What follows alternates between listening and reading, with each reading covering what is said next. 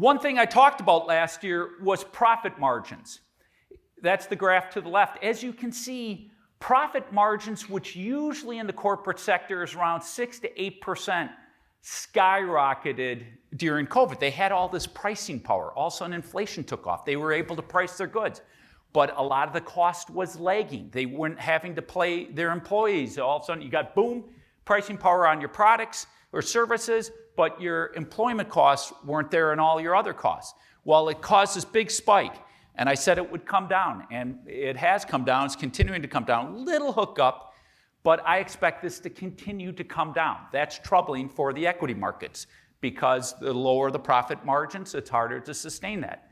Now, the forward PE multiple on the S&P 500 is 17.3 times. Rich, not super rich. You got to be careful. Like in 2021, companies were just earning not much money because it was a recession. So even though the equity markets weren't doing that well, it just looked like it's a high PE. But for companies that are earning a lot, 17.3 times is a pretty rich multiple. So it's a little concerning where the equity markets are from my standpoint.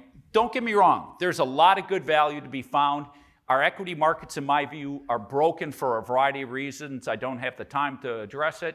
But you have companies that you can find at very cheap values that are growing and doing well. But then you've got things like the Magnificent Seven that are priced to perfection.